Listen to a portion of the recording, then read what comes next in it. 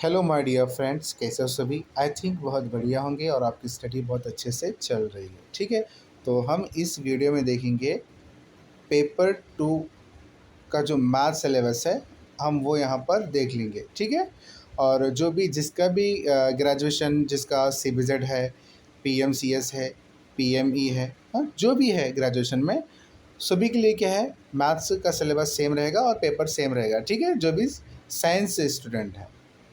ठीक है जी। तो अब यहाँ पे मैथ्स टोटल है हमारा 30 मार्क्स का। यस, मैथ्स है हमारा 30 मार्क्स का। इसमें जो है ना 23 हमारे थ्योरी के आते हैं और +7 मार्क्स हमारे क्या आते हैं, पेडागॉजी, जो कि हम बीएड में पढ़ रखा है। ठीक है, ये इस तरीके से आपके क्वेश्चन आते हैं। ठीक है, 23 थ्योरी से और 7 हमारा क्या है, पेडागॉजी। ठीक है जी। और इसके अलावा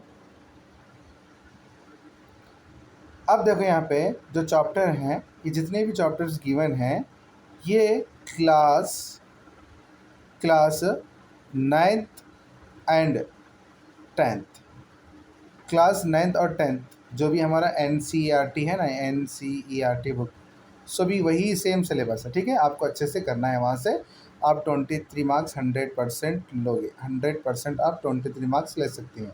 सभी वही चैप्टर्स हैं। ठीक है, आप अच्छे से देख लीजिएगा। ओके, नेक्स्ट अब यहाँ पे देख लीजिए, यहाँ पे जो फर्स्ट चैप्टर है वो क्या हमारा, अर्थमेटिक प्रोग्रेशन। फर्स्ट चैप्टर जो है क्या हमारा, अर्थमेटिक प्रोग्रेशन, क्लास 10th का पहला चैप्टर है, अर्थमेटिक प्रोग्रेशन। देखो आपको सिर्फ यहाँ पे अर्थमेटिक यानी कि AN इस जो भी अर्थमेटिक है ना, आपको सिर्फ AP करके जाना है। ठीक है, AP करके जाना है। GP और HP की ज़रूरत बिल्कुल भी नहीं है आप। ठीक है, जस्ट आपको क्या करके जाना है, यहाँ से AP अर्थमेटिक प्रोग्रेशन में। इसमें आपको देखना है nth term, sum of nth term.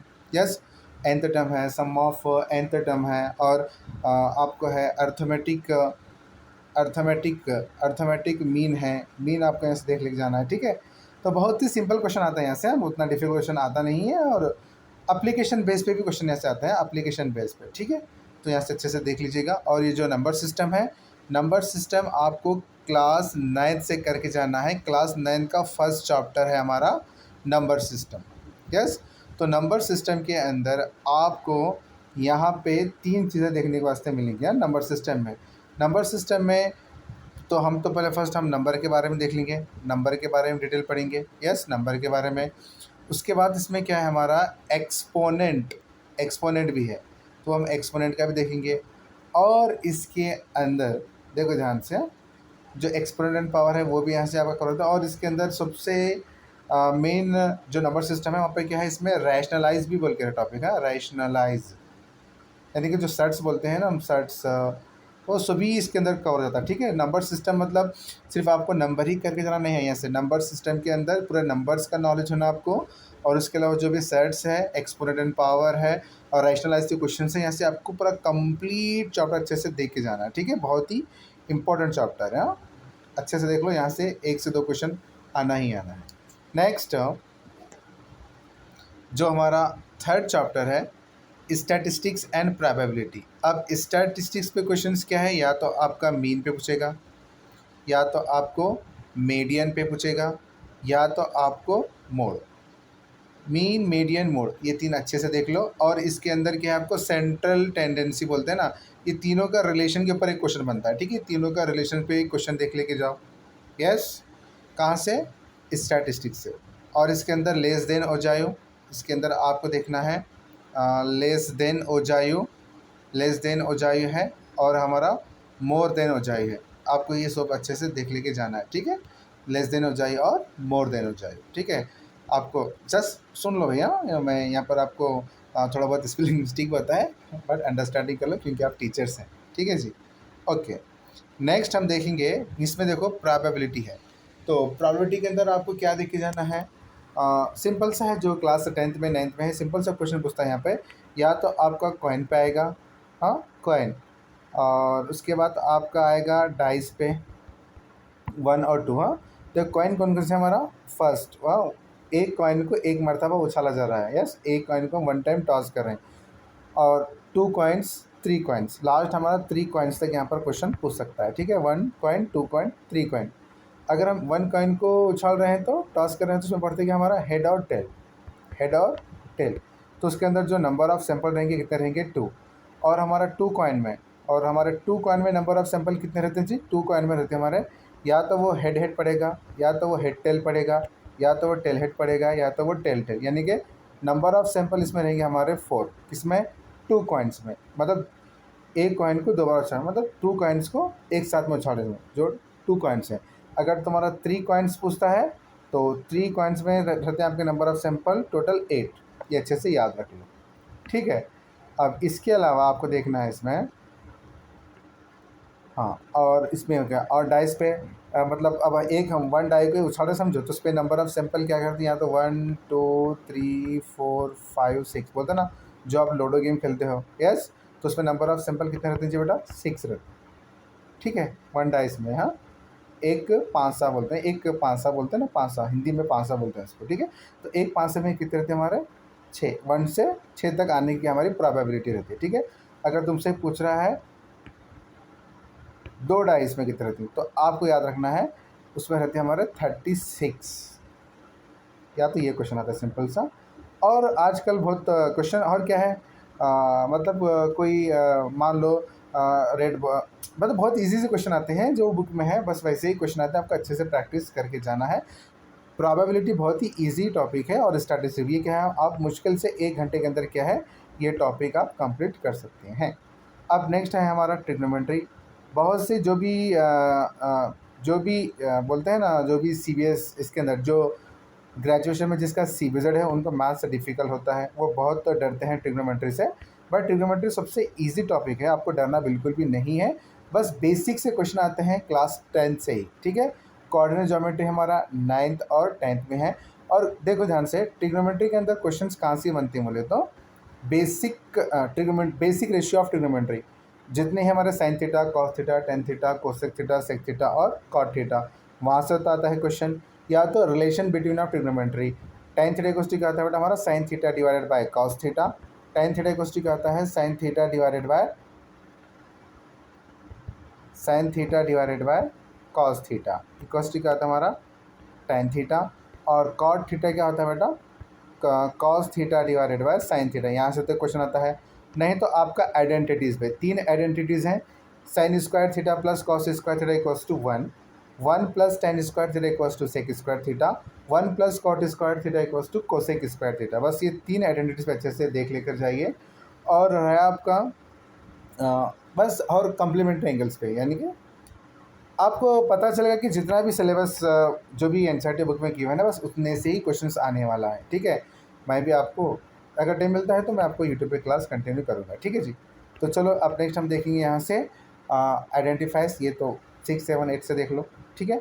और रहा यहाँ पे देख लो, मैं वही ये तो बोला छोड़ दिया मैं, ये जो आपका ट्रिग्नोमेट्री है ना जी, ये जो आपका ट्रिग्नोमेट्री हो गया। अब ये जो कोऑर्डिनेट ज्योमेट्री है, यहाँ से आपको क्या देखना है? कोऑर्डिनेट ज्योमेट्री से आपको डिस्टेंस फार्मूला देखना है। डिस्टेंस फार्मूला जो क्या है हमारा? D equals to under root of x2 minus x1 का whole square plus y2 minus y1 का होल स्क्वायर। ये फार्मूले से क्वेश्चन आता है यहाँ पर। या तो आपको देखना है ओरिजिन से, हाँ, ओरिजिन के ऊपर क्वेश्चन आता है, यस।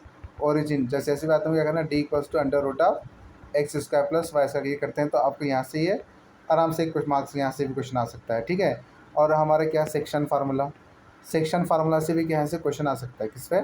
सेक्शन फार्मूला पे। और नेक्स्ट हमारा एरिया ऑफ ट्राइंगल्स के अंदर। बस इतने से फार्मूले से अच्छे से देख लेकर जाइए तो आप यहाँ से कर सकते हैं। और एक फार्मूला रह गया इसमें, मिड पॉइंट फार्मूला। तो मिड पॉइंट फार्मूला क्या हमारा? x1 plus x2 divided by 2, y1 plus y2 divided by 2। बस यहाँ से भी क्वेश्चन आपको पूछ लेगा, ठीक है जी। अच्छे से पता चला आपको? ओके। अब नेक्स्ट है हमारा pair of linear equation in two variable. यहाँ से ये तो चैप्टर है क्लास 9th में 10th में, और ज़्यादातर क्वेश्चन 10 से ही बनते हैं। देखो, अगर आपका a1 by a2 not equal to b1 by b2 है, समझो तुम्हारा रेशियो, तो इसमें कौन से लाइन बनती? तो इसमें लाइन बनती हमारे इंटरसेक्टिंग लाइन्स बनती। और इंटरसेक्टिंग लाइन्स इसके अंदर क्या था हमारा? Intersecting lines. और इसमें कितने ही सोल्यूशन रहते हैं? इसमें कितने सोल्यूशन रहते हैं, किसमें A1/A2 is equal not equal to B1/B2 में कितने सोल्यूशंस रहती हैं, तो आप बोलेंगे सिर्फ ओनली यूनिक सोल्यूशन या यूनिक सोल्यूशन, नहीं तो आप बोलेंगे क्या, ओनली वन सोल्यूशन। वहाँ से क्वेश्चन आपको यहाँ पे आ जाता है जी। नेक्स्ट हाँ, इसके अंदर अब मान लो A1/A2 is equal to B1/B2 is equal to C1/C2, तीनों भी इक्वल हैं रेशियो में, यस। तो इसमें कौन से लाइन्स बनते हैं, तो आप बोलेंगे इसमें जो लाइन्स बनते हैं हमारे, ये तो हो गया ना, A1/A2 is equal to B1/B2 is equal to C1/C2। उसमें था इसमें कितने सोल्यूशन थे, इसमें रहते हमारे मेनी सोल्यूशंस। और इसमें क्या है, कौन सी लाइन बनती है बोले तो आप लिखना है कॉन्सिडेंट लाइन्स, कॉन्सिडेंट लाइन्स, यहाँ से भी क्वेश्चन आपको बना देता है। ठीक है, एक टेबल है, मतलब एक पूरा अच्छे से है, वो अच्छे से देख लो, आपको शुरुआत में ही आपको मिलेगा वो, बस वो वहाँ से क्या है, वो जो एक टेबल है, वो टेबल से ही क्वेश्चन यहाँ पे आता है, किसमें specially pair of question two variable, और एक रह जाता है इसमें अगर A1/A2 is equal to B1/B2 है और नॉट इक्वल टू C1/C2 है, तो तब इसके अंदर क्या है, इसमें कौन से लाइन्स बनती है, तो आप बोलेंगे पैरेलल लाइन्स बनते हैं। इसमें क्या बनते हैं हमारे, पैरेलल लाइन्स बनते हैं। ठीक है, पैरेलल लाइन्स बनते हैं। और इसमें और एक बात है, इसमें नो सॉल्यूशंस, इसमें कोई भी सॉल्यूशंस नहीं होता। ठीक है, ये तीन चीज़ों के ऊपर अच्छे से क्वेश्चंस आता है, अच्छे से देख लीजिएगा। ओके जी, नेक्स्ट चैप्टर हमारा कौन सा, क्वाड्रेटिक इक्वेशन। क्वाड्रेटिक इक्वेशंस पे पर तो सिर्फ तीन फार्मूलेज अच्छे से याद रख लो। एक तो है हमारा क्या, क्वाड्रेटिक इक्वेशन फॉर्म का स्टैंडर्ड फॉर्म क्या है इसका, ax² plus bx plus c equals to 0। Yes, ये तो आपको अच्छे से पता है। और इसके अंदर फार्मूला मेथड क्या हमारा, x equals to root B² minus 4ac divided by 2a। और इसके अंदर डिस्क्रिमिनेंट का फार्मूला क्या है, डिस्क्रिमिनेंट का फार्मूला क्या है, B² माइनस 4ac। बस ये तीन फार्मूले पे ही क्वेश्चन हम अच्छे से बनाते हैं, आपको अच्छे से देख के जाना है। ठीक है जी, बस सिंपल सा क्वेश्चन आता है यहाँ पर, इतना डिफिकल्ट क्वेश्चन पूछता भी नहीं है। ठीक है, नेक्स्ट है हमारा पॉलिनोमियल, बहुत ही ईजी चैप्टर है, पूरा अच्छे से देख लेकर जाइए। ठीक है जी, बहुत ही ईजी है। मेंसुरेशन, जो मेंसुरेशन है आपका, मेंसुरेशन से आपको, मेंसुरेशन आपको 6 से लेकर 10 तक पढ़े ना, तो बहुत अच्छी बात है। ज़्यादातर आपका इसमें क्या है, मेंसुरेशन ऐसा टॉपिक है जो एक लौता टॉपिक है, जब तक आपका कॉन्सेप्ट क्लियर नहीं होता ना, आप कोई भी क्वेश्चन इसके अंदर नहीं कर सकते। इसमें आपको 2D और 3D दोनों भी क्या है देख के जाना है। ठीक है जी, 2D और 3D। अब इसमें क्या है, मेन आपको फार्मूलेस पता होना ज़रूरी है। क्या फार्मूलेस, अब मान लो आपके पास क्या है, सिलेंडर है। अब सिलेंडर के अंदर CSA पूछा, तो CSA का फार्मूला क्या आप बोलेंगे, 2πRH स्क्वायर यूनिट। इस पर क्वेश्चन आता है। अगर आप तो इसका टोटल सरफेस एरिया क्या है, तो आप बोलेंगे 2πR bracket R plus H। Yes, ये है। और अगर इसका वैल्यूम पूछेंगे तो आप वैल्यूम क्या बोलेंगे इसका, πR² H क्यूबिक यूनिट, हाँ सेंटीमीटर क्यूब, क्योंकि कभी भी वैल्यूम क्या है हमारा क्यूब में आता है और ये क्या बेटा स्क्वायर में आता है। ठीक है, ये तीन फार्मूले हो गए। नेक्स्ट अगर आपसे पूछा कोई कोन पे क्वेश्चन क्या आएगा, कोन, तो मालूम है कोन का CSA का फार्मूला क्या है आपका, πRL, और TSA क्या है, πR bracket R plus L। ठीक है, अगर आपको पूछा कोई वैल्यूम क्या है इसका, तो आप बोलेंगे 1/3 इंटू πR² H। यस, ये है वैल्यूम का फार्मूला, यहाँ से तो पूछता है। और इसके अंदर पूछता है क्या है आपको, स्फीयर पे, इसमें CSA क्या है स्फीयर, तो यार आपको क्या करना है, 2 जस्ट क्या है 2πR², और TSA पूछा तो आप बोलेंगे 3πR²।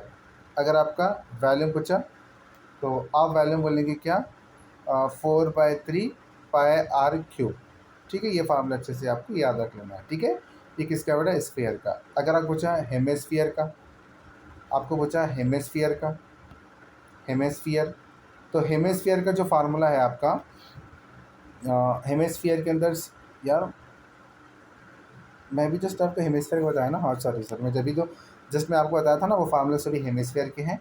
हेमिस्फीयर के फार्मूला क्या है, देखो हमारा 1 मिनट, हाँ, स्फीयर के अंदर सिर्फ CSA और TSA का एक ही फार्मूला होता है, वो क्या हमारा 4πR²। सॉरी हाँ, इतना एक ही फार्मूला होता है किसका, स्फीयर का। ठीक है, और इसका अगर वैल्यूम पूछे तो आपको वैल्यूम बताना है इसका 4/3 पाई आर क्यूब, ये वॉल्यूम का फार्मूला होता है। और अगर आपसे कोई पूछा हेमिस्फीयर का सी एस ए क्या है, तो आप बोलेंगे 2 पाई आर स्क्वायर। टी एस से पूछा तो आप बोलेंगे 3 पाई आर स्क्वायर। अगर वॉल्यूम पूछा तो आप बोलेंगे 2/3 पाई आर का क्यूब। ये फार्मूला अच्छे से याद रख लीजिएगा, ठीक है जी। ऐसे ही फार्मूले पे क्वेश्चन आते हैं, बस कॉन्सेप्ट क्लियर रहना चाहिए आपका, ठीक है। और ट्राइंगल ये तो 9th-10th से काफ़ी है, और 7th में तो बहुत बेहतरीन चैप्टर है, 7 से देख लो। हाँ, और ट्राइंगल से पहले यहाँ पर तो एक चैप्टर गिवन नहीं है, मैं आपको बोलूँगा lines and angles chapter study कर लो। हाँ, ज़रूरी है, ये आपको चैप्टर आना है, ये ट्राइंगल क्वेश्चन आप आराम से हल कर सकते हैं, ठीक है। अगर आप देखेंगे सिर्फ पाइथागोरस पे या थेल्स पे, देखो अगर आप अब ट्राइंगल 10th में जाएंगे ना, तो ट्राइंगल 10th के अंदर क्या है वहाँ पे मालूम है आपको? वहाँ पे क्या है? BPT theorem, basic proportional theorem, यानी कि थैलेस का थ्योरम। और इसका क्या है? कन्वर्स बीपीटी है, कन्वर्स बीपीटी पे पूछ सकता है। यस। और उसके बाद क्या है? ए सिमिलैरिटी पे क्वेश्चन, नहीं तो साइड सिमिलैरिटी पे क्वेश्चन, 4 थ्योरम हो गए। और उसके अलावा है आपका पाइथागोरस थ्योरम, पाइथागोरस थ्योरम पे ही पूछते हैं, जो आपका पाइथागोरस थ्योरम है वहाँ से आता है। यस।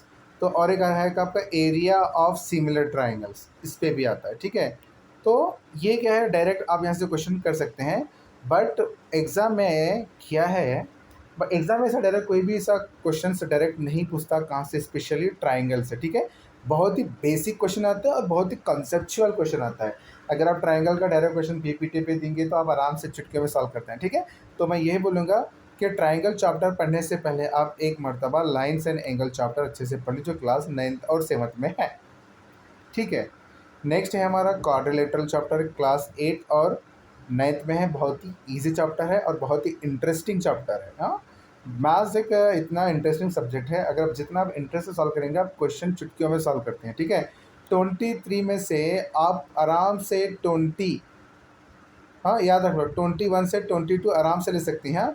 जिसका पूरा कॉन्सेप्ट क्लियर है, 23 मुश्किल से 15 मिनट के अंदर कर सकता है बंदा, क्योंकि क्वेश्चन उतने बहुत ही इजी आते हैं। मान लो अगर कोई टीचर है जो क्लास 8 to 10th को पढ़ा रहा है ना, उसके वास्ते तो ये पेपर हलवा है। स्पेशली टीटी का जो पेपर है ना, कुछ भी नहीं है थ्योरी है, कुछ नहीं है रत्ती भर। अगर वो अच्छे से टीचिंग कराया है हाई स्कूल में 8 to 10 तक, उसके लिए तो मार्क्स कुछ भी नहीं है। वो 23 के 23 मार्क्स मुश्किल से 15 मिनट इनफ है उसके लिए, 15 मिनट इनफ है, और 15 मिनट कुछ ज़्यादा लगता है, ठीक है।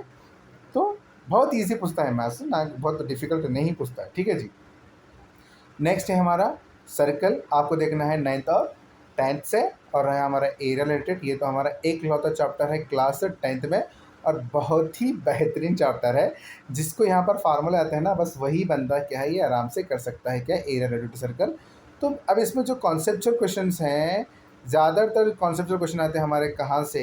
ट्राइंगल, मेंसुरेशन, क्वाड्रिलेटरल, सर्कल, ये जितना भी ज्योमेट्री है ना, ज्योमेट्री जितना भी है समझ जाओ, ज्योमेट्री बहुत इजी रहता है अगर आप अंडरस्टैंडिंग करें तो, वरना बहुत ही डिफ़िकल्ट है ज्योमेट्री, ठीक है। तो मैं यही बोलूँगा आपको, ज्योमेट्री चैप्टर्स अच्छे से देख लो, बेसिक सिर्फ क्लियर कर लो। और बाकी जो ऊपर के चैप्टर है ना, ये तो सिर्फ फार्मूले पे डिपेंड है। विथआउट फार्मूले के आप घंटा कुछ भी नहीं कर सकते, ठीक है जी। विथआउट फार्मूले के आप कुछ नहीं कर सकते। हाँ, नीचे के ज्योमेट्री है, ज्योमेट्री के वास्ते आपको क्या है, उसका पूरा बेसिक, उसके रूल्स, उसके जो भी डेफिनेशंस हैं, प्रॉपर्टीज़ हैं, जो भी है वो आपको अच्छे से पता होना ज़रूरी है, ठीक है। तो देखेंगे, और इसके अलावा जो यहाँ पर देख लेंगे, अब ये जो पेडागोगी है, पेडागोगी में क्या है? Nature of mathematics. Nature of mathematics में आपको क्या देखना है, जो भी आपका जो नेचर ऑफ मैथमेटिक्स है ना, इसके अंदर आपको क्या देखना है जी?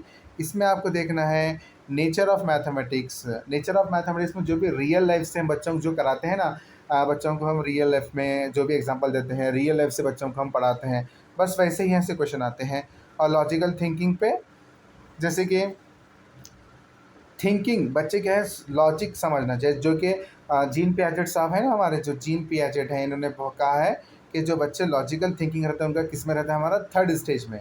पहला क्या है बेटा हमारा? पहला तो हमारा है, आई मीन 3rd में कॉन्क्रीट ऑपरेशनल स्टेज है, कॉन्क्रीट में। हाँ, तो ये कॉन्क्रीट ऑपरेशनल स्टेज में क्या है, बच्चा लॉजिकल थिंकिंग सोचता है, ठीक है। और जो एब्स्ट्रैक्ट है वो तो हमारा फॉर्मल में आता है पियाजेट के अंदर, तो वहाँ से देख लो। और हमारा क्या, place of mathematics in curriculum, language of mathematics, maths की लैंग्वेज क्या है, कम्युनिटी ऑफ मैथमेटिक्स। उसके बाद इवैल्यूएशन, देखो ये तो जो इवैल्यूएशन है वो हम सीटीपी में भी पढ़ते हैं, और रिमेडियल टीचिंग ये इसमें सीटीपी में भी है, प्रॉब्लम ऑफ टीचिंग हम वहाँ से भी कर लेते हैं, ठीक है। बहुत ही ईजी है, बस मैं उम्मीद करता हूँ कि आप अच्छे से स्टडी कर लो, आप अपना बेस्ट दो। इंशाल्लाह मैं भी यूट्यूब पे वीडियो अपलोड करता रहूँगा, ठीक है। ओके बाय, अल्लाह हाफिज़, take care, all the best.